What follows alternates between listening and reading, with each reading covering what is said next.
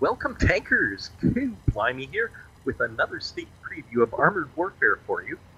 In just a few hours, the early access open beta test starts, and that means the non-disclosure agreement disappears and I can finally show you guys all the tanks in Armored Warfare. And as you can see here, one of the coolest features in the game is headlights. Now these don't actually do anything, and they don't actually decrease your camouflage at all, so it's a completely pointless feature, but it's kind of cool nonetheless. And we are in the BMP-3, or the BMP-3 as I like to call it. It's a pretty fast little armored fighting vehicle, and as you can see here, it's got guided missiles. Although, I typically don't really like missiles that much, for obvious reasons. So I like to start usually with a missile, and then if I'm ever in danger of being shot or need to maximize my DPM, I will immediately switch to likely high explosive if I'm facing a heavily armored tank, or AP if I'm facing a lightly armored tank, or at the side or rear of another tank. And that guy hit a rather tough shot.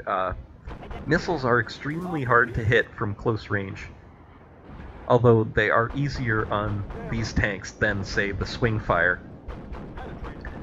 So as you can see, these autocannons with massive amounts of shells in them can do some serious damage. And from a distance, you'll want to ignore AP and pretty much shoot mostly high explosive, even though they only do a fraction of the damage. Most AP rounds will bounce, or almost all will bounce. And as you can see there, they just missed me with another missile. So I'm going to try and spot that guy, but we aren't. So if you saw, his tracer is giving away his position, so I'm going to look here for any signs of tracers and then shoot at that position. And I'm spotted, so I will pull back, and that sounded like another missile coming my way, so there's a couple tanks on the other team with missiles.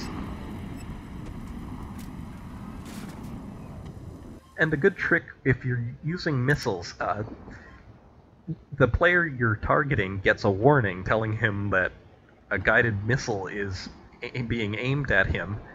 So it's a good idea to not even touch the enemy tank with your reticle until long after you fired the missile. So if you do it right, you can swing your reticle onto him about a second before the missile hits, and then his warning will be obviously less than a second now, and he won't have time to do anything. Whereas if you keep your reticle on him the whole time, he'll have a warning long before the missile.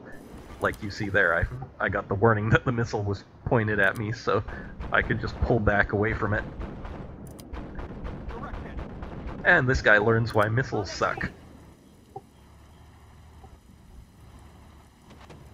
So of course my team is always way behind me. So I'm going to think about moving soon. Hopefully they can get rid of these guys up on the hill.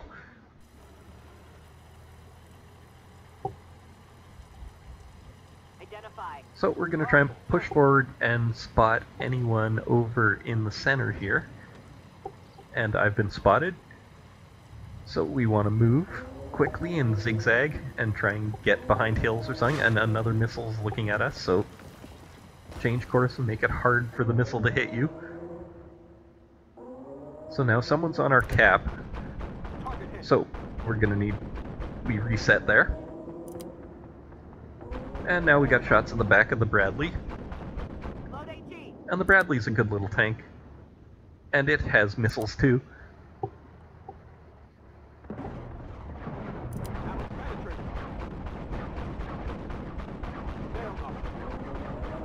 So as you can see, these autoloaders just have rates of fire that are insane. And obstacles, it's a good thing to remember, obstacles are a lot more solid than they are in World of Tanks. so you can get hung up on things like that, and even hitting poles or trees will often slow you down dramatically. So you should be careful of running into things, a lot more so than World of Tanks. So now there's only Artie left, and my team looks like they'll have the guy at our cap in hand easily. So I'll just go and see if I can kill Artie. And Artie hunting is very dangerous in Armored Warfare, or at least it was in the alpha tests, because the Artie all have autoloaders and massive splash radiuses. So, and look how fast they can turn their turrets too. And you see, he got a shot off and almost hit me, and he was facing 90 degrees away just seconds ago.